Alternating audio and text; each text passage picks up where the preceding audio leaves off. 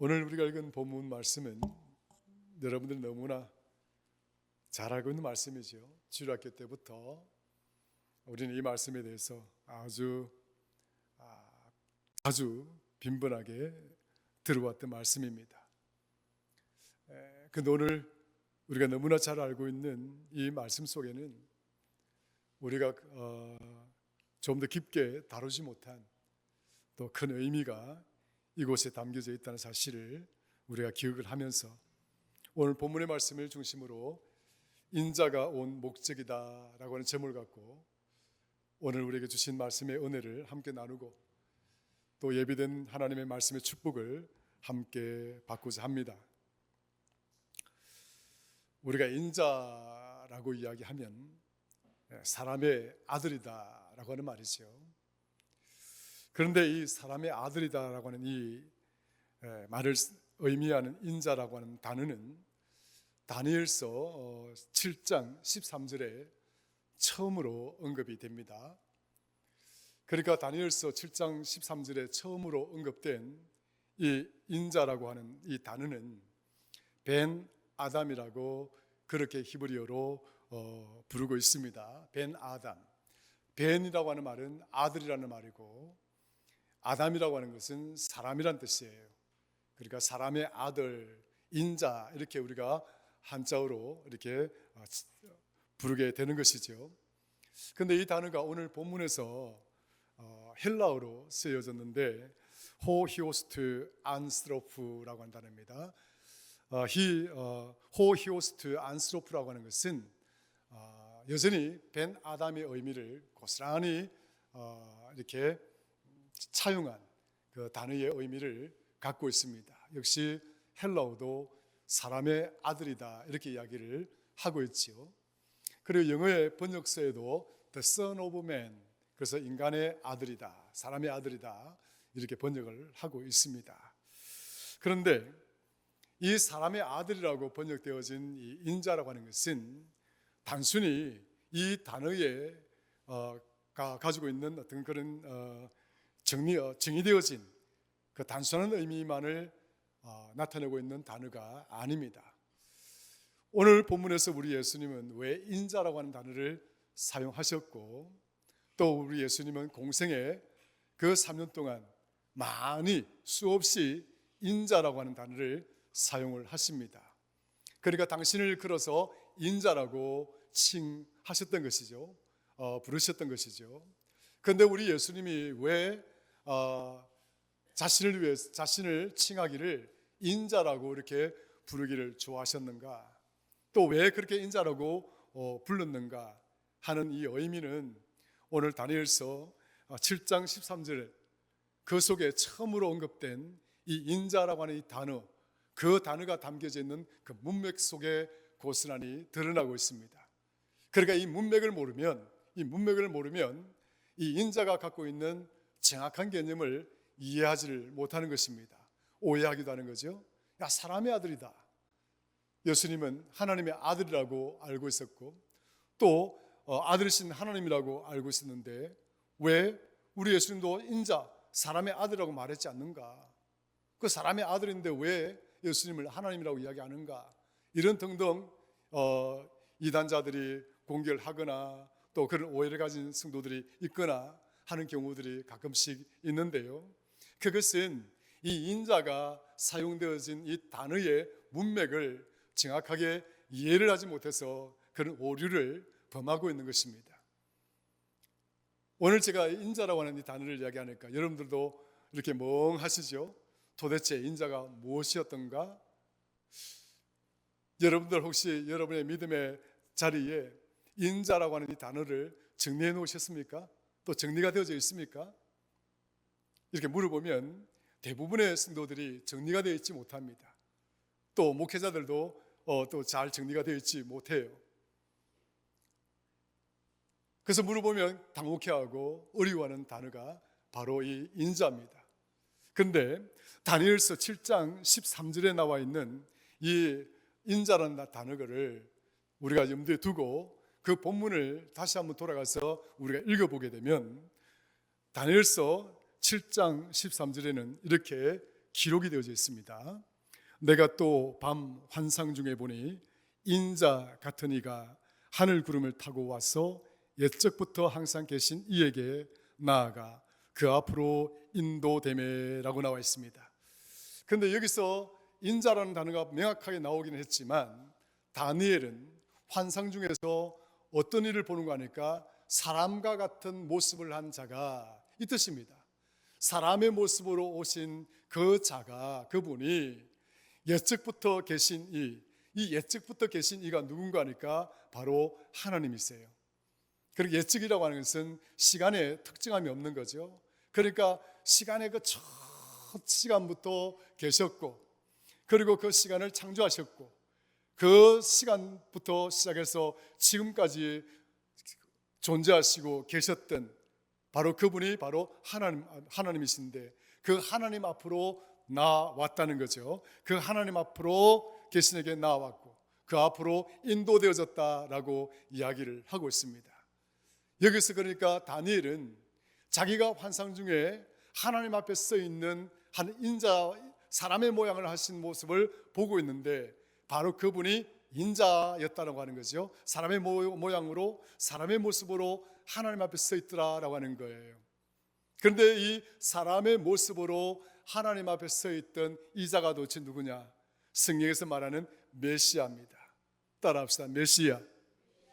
그러니까 이 메시아는 하나님의 백성들을 죄에서부터 구원하시고 죽음으로부터 구원하셔서 그 하나님의 백성들을 하나님의 자녀로서 하나님 나라에 영원토록 살아가도록 하나님이 택하시고 부르시고 하나님의 계획 속에서 하나님이 이 땅에 보내신 바로 그 인물이 메시아라고 하는 것이죠.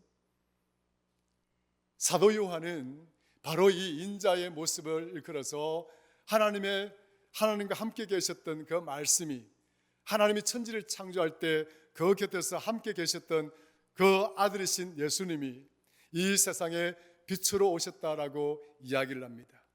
그래서 빛으로 오셨는데 세상이 알지 못하였더라. 세상이 알지 못했다. 그 예수님이 인간의 몸을 입으시고 우리 곁으로 오셨는데 세상은 그를 알아보질 못했다라고 사도 요한은 이야기를 하고 있습니다. 하나님의 아들이신 보이지 않는 그 하나님의 아들이 인간의 몸을 입으시고 나타나신 사건, 이것을 우리는 성육신 사건이라고 이야기를 합니다. 인카네이션이라고 그러죠. 그러니까 인간의 몸이, 하나님의 이 형상이 인간의 몸을 입고 이 땅에 오신 사건. 다시 말하면 다니엘서 7장 13절에서 언급했던 다니엘이 보았던 그 메시아의 환상과도 똑같은 맥락이죠. 사람과 같은 모습으로 하나님 앞에 섰던 그 인물이 바로 우리 앞에 나타나신 사건, 바로 예수 그리스도의 오심을 이야기하는 것이고, 예수 그리스도의 메시아, 예수 그리스도께서 메시아로 우리 곁에 오셨다는 것을 이야기를 하고 있는 것입니다. 그리고 주님이 이 인자라고 하는 단어를 사용하실 때에는 단순히 인간의 아들이다 그런 의미가 아니라 인간의 몸을 입고 오신 자로서의 메시아를 지칭하고 있는 거예요. 무슨 뜻인지 아시겠죠? 그러니까 사람의 아들이라고 하는 그런 단어적인 의미가 아니라 이 인자가 갖고 있는 하나님의 아들이신 예수 그리스도께서 인간의 몸을 입고 오셔서 우리 앞에 사람의 아들같이 보여주신 그 메시아의 그 의미를 우리 주님은 인자라고 사용을 하신 거예요.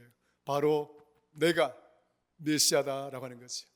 우리 예수님이 바로 내가 그 하나님 앞에서 부르심을 받아서 다시 이 땅에 온 메시아다, 그 이야기를 지금 하고 있는 것이죠. 다니엘서에서는. 자, 그런데 우리 예수님께서 이렇게 인자라고 하는 단어를 사용하셨을 때 크게 세 가지의 큰 의미에서 이 인자를 사용하고 있습니다. 마태복음 9장 6절 혹은 마가복음 2장 10절, 누가복음 5장 24절 요 말씀들은 그 같은 의미, 평행구의 의미를 갖고 있습니다. 동일한 의미를 갖고 있는 것이죠. 이 동일한 의미가 첫 번째 뭘 이야기를 하고 하느냐면 인자가 세상에서 죄를 사하는 권세가 있는 줄을 너희에게 알게 하노라. 인자가 세상이 뭡니까? 세상에서 모든 사람의 죄를 사해 주시는 권세가 있는 줄을 알게 하노라. 사람의 아들이 세상의 죄를 사는 것이 아니라 메시아이신 사람의 아들의 모습으로 우리 곁으로 오신 예수 그리스도께서 이 세상의 모든 죄를 대속할 권세를 가지고 계심을 믿으시기를 주의 이름으로 축원합니다. 우리 주님이 친히 그렇게 말씀을 하셨어요. 내가 이 땅에 온 것은 이 세상의 모든 죄를 도말하고 이 세상의 모든 사람들의 죄를 대속할 권세를 가지고 찾아와서 대속주가 되실 것이다, 대속주가 되었다, 그 의미를 밝히기 위해서 인자라고 하는 단어를 사용을 하셨다라고 하는 거죠. 두 번째, 우리 주님이 왜 인자라고 하는 단어를 사용을 하셨는가? 마태복음 17장 22절, 역시 동일한 평행구를 이루고 있는 마가복음 8장 31절, 누가복음 9장 22절, 이 말씀 속에 나오는 그 말씀의 핵심은 뭔가 하니까 인자가 이제 고난을 받아서 십자가에 못 박혀 죽으시고 3일 만에 살아나게 될 것을 언급하고 있는 말씀이죠. 그래서 예수님은 당신 스스로 인자라고 말씀을 하셨고, 이 인자는 사람들로부터 고난을 받고 박해를 받고 그래서 십자가라고 하는 형틀까지 지게 되었고 죽게 되기까지 고난의 종으로 우리 곁으로 오셨다는 사실을 이야기를 하고자 하기 위해서 그 인자의 의미를, 그 인자의 단어를 우리에게 이야기를 하고 있습니다. 그리고 첫 번째, 두 번째는 밝혀진 것이죠.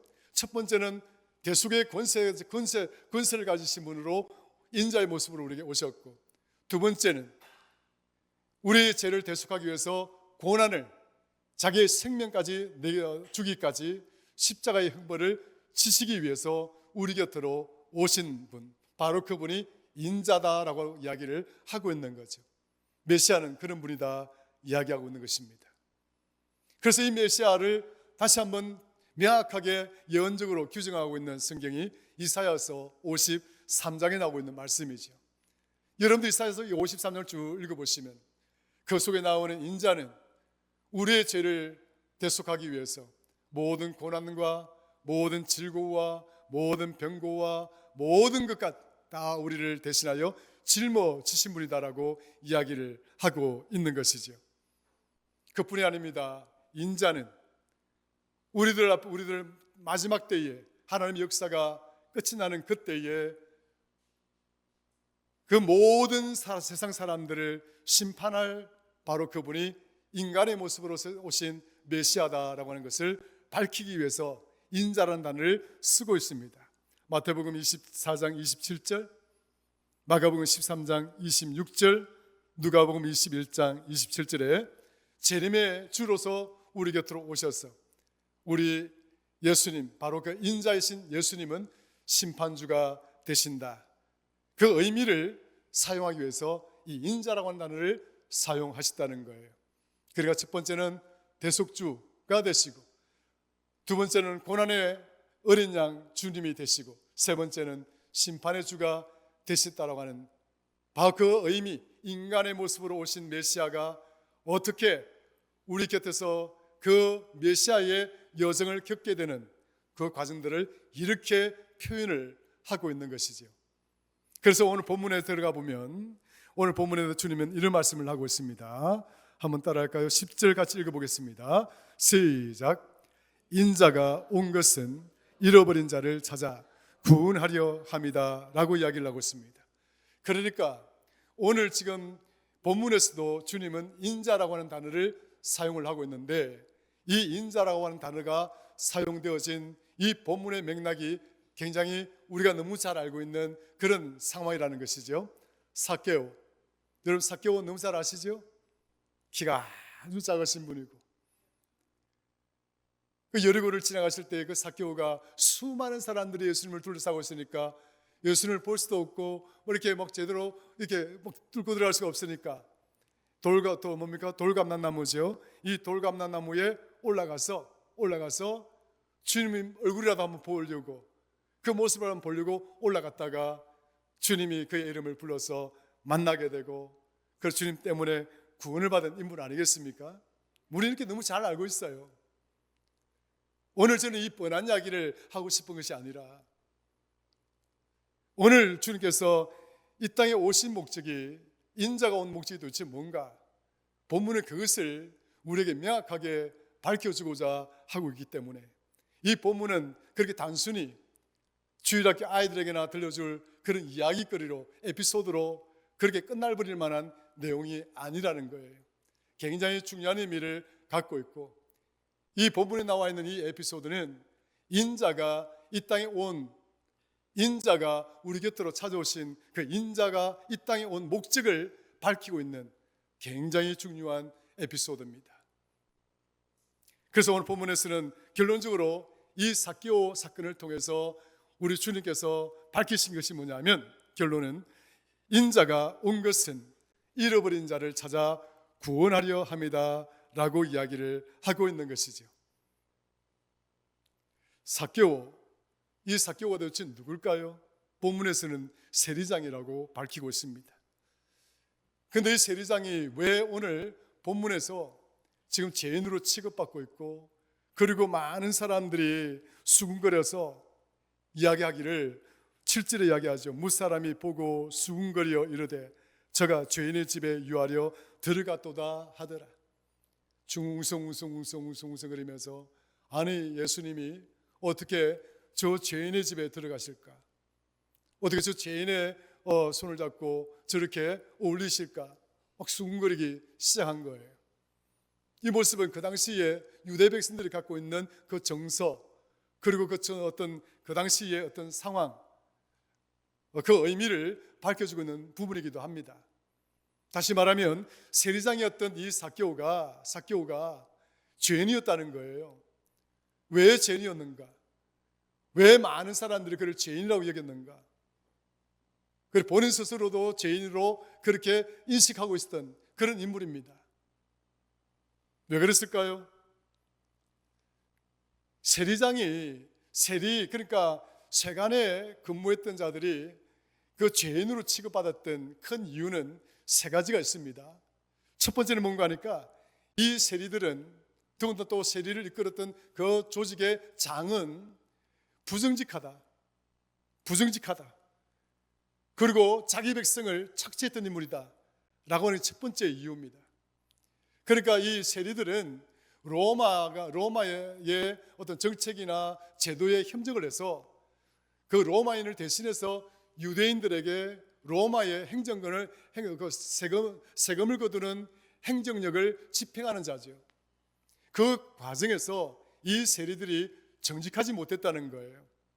그 정직하지 못해서 그 백성들을 고혈을 짜내고 착취하고, 100원을 받아라고 그러면 200원을 받아내고, 1000원을 받아라고 그러면 2000원을 받아내고, 10,000원을 받아라고 그러면 10만 원을 받아내어서 그 나머지들은 자기 주머니에 인마에 포켓하면서 착취했던, 수탈했던 바로 그 구체적인 그 인물들이 누군가 하니까 세리였다라고 하는 거죠. 그러니까 많은 사람들이 생각하기를 이 세리는 같은 민족으로, 같은 동족으로 여기지 않았습니다. 저는 우리와는 완전히 다른, 우리를 배신한 그런 죄인과도 같은 자다. 그래서 이 세리장의 두 번째 이유가 되는 것인데, 이 세리들은 매국노로 취급받기 시작합니다. 저는 이 백성들의 고통과 아픔을 외면하고, 그리고 자기의 조국을 배신하고 버린 자와도 같아, 매국노와도 같아. 그래서 세리들은 매국노라고 불리워졌습니다. 그러니 이 세리들이 어떻게 많은 백성들로부터, 많은 어떤 그런 자들로부터 호의적인 어떤 그런 마음을 얻을 수가 있겠습니까? 세 번째로는 뭐냐면 종교적 부정을 저지른 자입니다. 그래서 유대 율법에 따르면 이방인을 접하고 이방인과 어울리고 또 이방인과 이렇게 함께하는 이런 것 자체가 죄로 규정되어졌습니다. 그러니까 세리들은 특별히 뭐냐면 이방인들과 어울리고 이방인들과 동거래를 하고 이런 여러 가지 잡다한 어떤 더럽고 추한 일을 하다 보니 이 세리들은 정말 상종하지 말아야 될 유대인의 관점에서 보면 죄인 중에 죄인이었다는 거예요.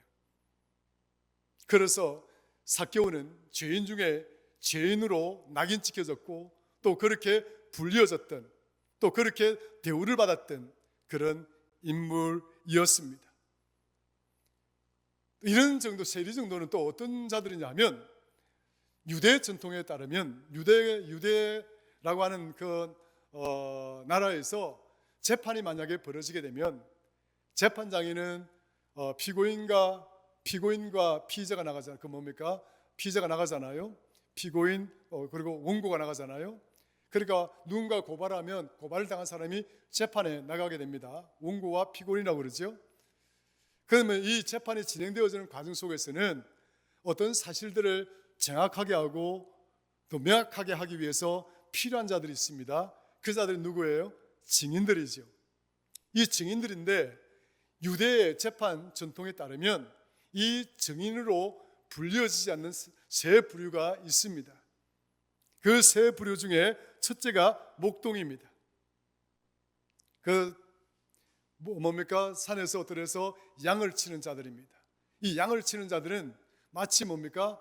그 늑대 소년과도 같은 것입니다. 거짓말을 밥 먹듯이 일삼는 그런 인물들이죠. 그리고 자신의 양을 키우고 양을 가꾸기 위해서 남의 목장까지도 서슴없이 침범해서 서로 이해관계를 얽히고 다투고 싸우고 또 온갖 또 저기 이방 나라 땅까지 돌아다니면서 자기 양을 먹여야 되는 그런 자들이 목동들입니다. 그래 목동들은 지저분하고 더럽고 부정하고 싸우기를 좋아하고 이익을 탐하고 그래서 저자들의 말은 우리가 믿을 수가 없어.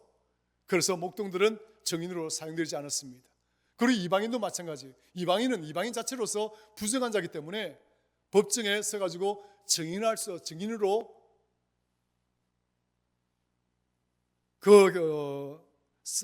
설 수 없는 그런 입장에 있었습니다. 바로 세 번째가 세리들이죠. 그러니까 그 사회 구조 속에서 가장 천한 존재로 내몰렸던 자가 바로 목동과 그리고 이방인들과 바로 세리였다라고 하는 것이죠. 그 천한 부류 중에 그 세리의 또 대표였던 삭개오가 바로 이 부류 속에 놓여 있었다라고 하는 거죠. 그런데 굉장히 중요한 의미는 우리 주님은 이런 분들을 가장 귀하게 여기시다라고 하는 거예요. 이게 중요한 겁니다. 예수님이 이 땅에 오실 것과 예수님이 이 땅에 태어나실 것을 가장 먼저 전한 자가 누구예요? 가장 먼저 전한 수태고지를 한 분이 누굴까요? 들에서 양을 치던 목동이었습니다.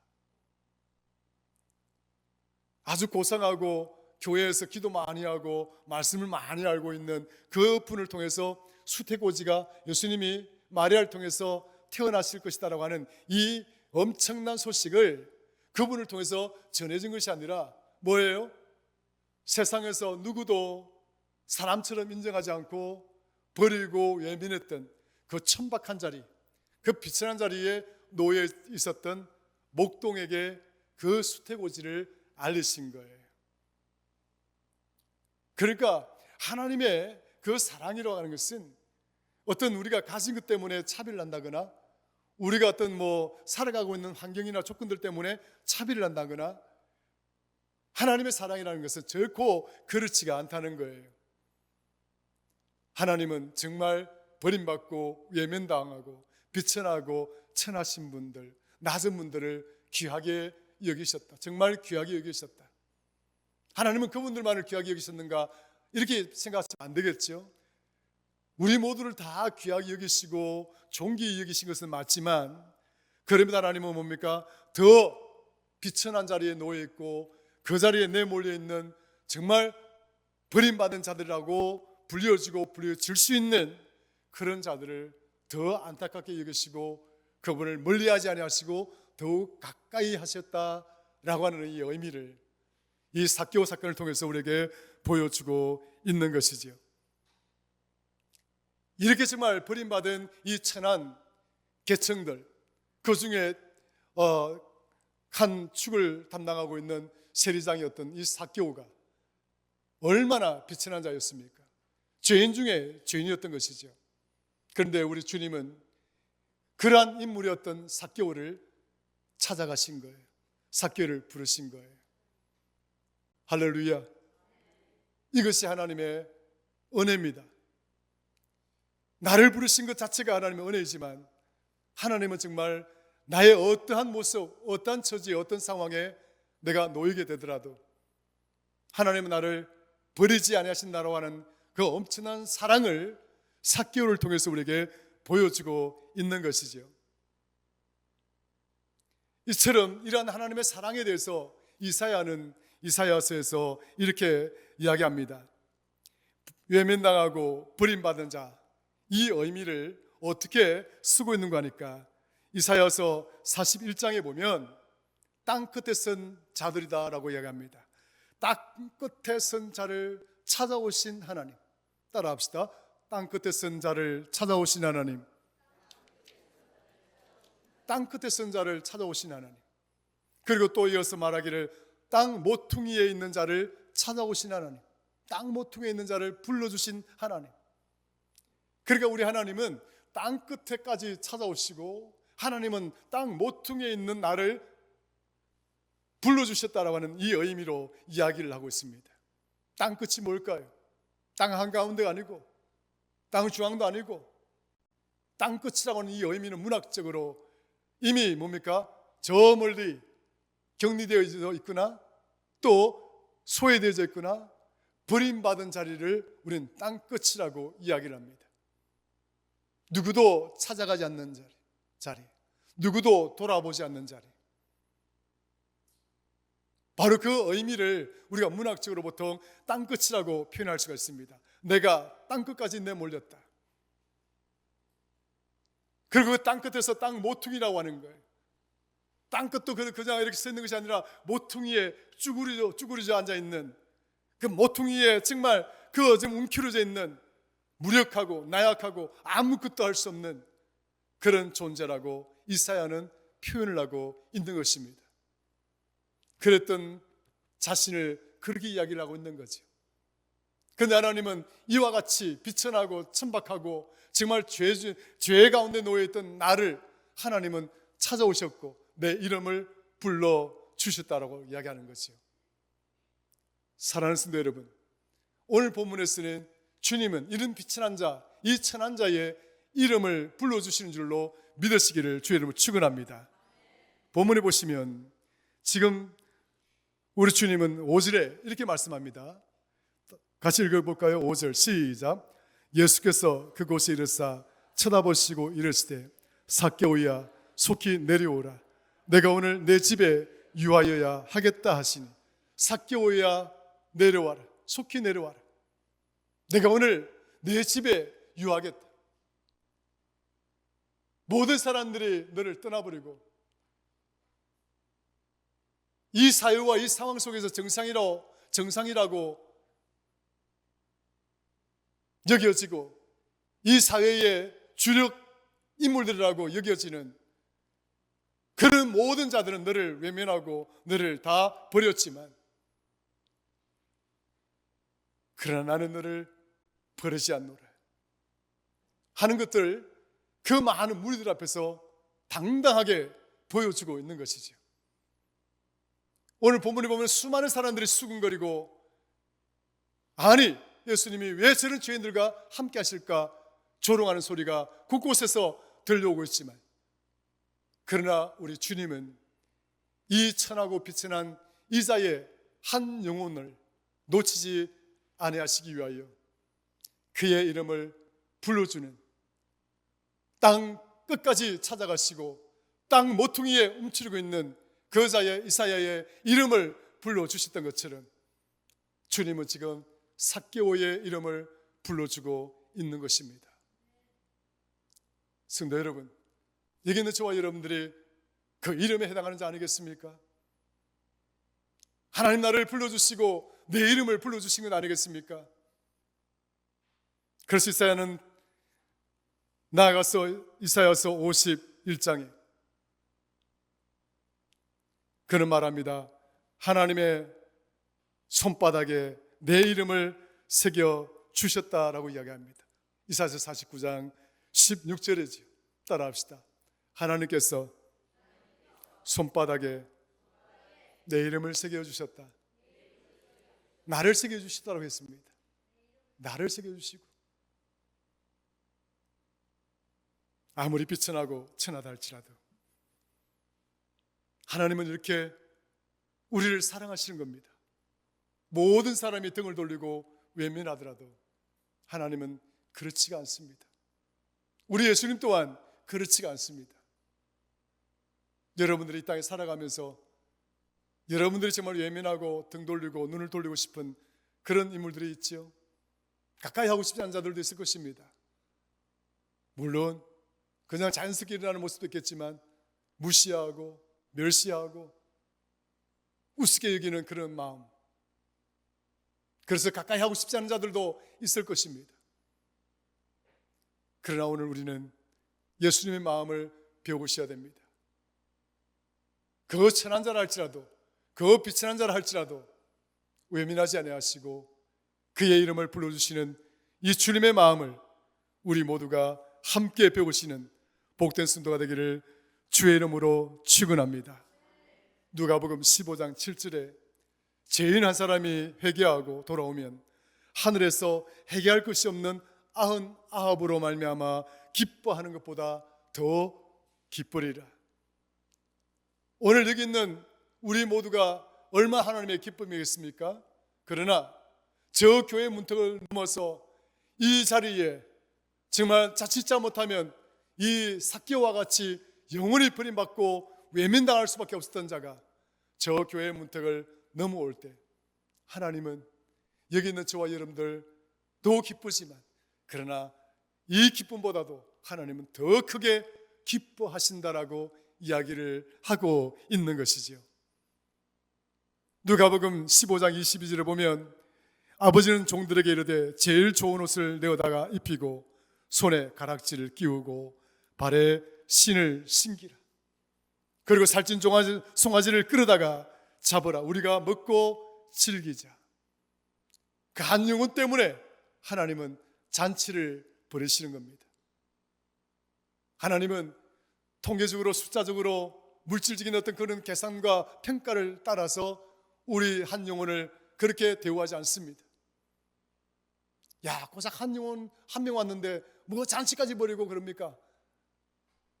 낙심하고 실망하는, 아닙니다. 하나님은 그 한 영혼 때문에 잔치를 벌이시는 분입니다. 사랑하는 성도 여러분, 여러분의 가슴에 품은 한 영혼들을 우리가 전도 폭발을 위해서 열심히 달려왔습니다마는 그 영혼 때문에 하나님이 우리에게 잔치를 베풀어 주시는 축복을 함께 누리셔야 되지 않겠습니까? 잔치가 있는 교회가 되었으면 좋겠습니다. 하나님의 잔치에 참여하는 저와 여러분들이 정말 되었으면 좋겠어요. 누가복음 15장 10절을 보니까 내가 너희에게 이르노니 이와 같이 죄인 한 사람이 회개하면 하나님의 사자들 앞에 기쁨이 되는도다. 저는 이제 말씀을 마치고자 합니다. 주님은 이 비천하고 천한 삭개오를 구원하시기 위해서 그 당시에 정말 절대적으로 마치 철벽처럼 쌓아졌던 편견과 그런 사고와 생각들을, 편견들을 이겨내셨습니다. 사람들이 어떻게 생각할까? 사람들은 나를 우습게 보지 않을까? 사람들이 수군거리지 않을까? 사람들이 나를 죄인과 함께 한다고 뭐라고 그러지 않을까? 그런 편견의 벽을 뛰어넘으셨습니다.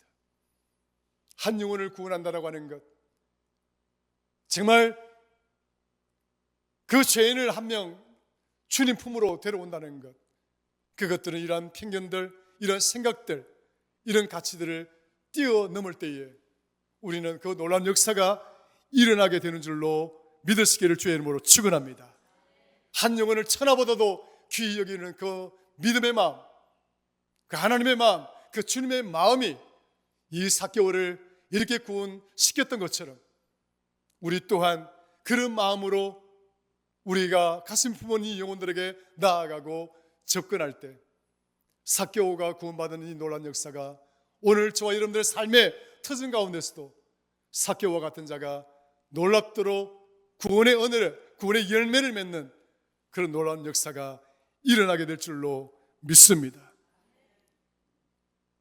영혼을 구원하기 위해서 그 앞에 가로놓여 있는 장애물들을 두려워하지 마십시오. 우리 스스로가 때로는 모멸을 당하고 멸시를 당할 수 있는 그런 상황에 직면하게 되더라도 그것들을 두려워하지 마시고 한 영혼을 사랑하겠다라고 하는 이 비천하고 천한 자까지 외면치 아니하시겠다라고 하는 그 하나님의 사랑을 따라서, 우리 주님의 사랑을 따라서 저와 여러분 모두가 이 삭개오와 같은 이 영혼을 구원하는데 전격적으로 함께 동참하고 그 구원의 열매를 거두어가는 복된 성도들 되시기를 주의 이름으로 축원합니다. 하나님 아버지, 고맙고 감사합니다. 한 영혼을 구원하시기 위해서 이 땅에 오신 인자의 모습을 생각하면 우리는 정말 살아가면서 우리 인생의 목적이 어디에 있는가를 돌아보게 됩니다. 긍휼히 여겨주시고 불쌍히 여겨 주옵소서. 정말 한 영혼을 구원하기 위하여 최선을 다할 수 있는 성도들 되게 하시고 땀 흘리고 수고할 수 있는 성도들 되게 하여 주옵소서. 예수님의 이름으로 기도드리옵나이다. 아멘.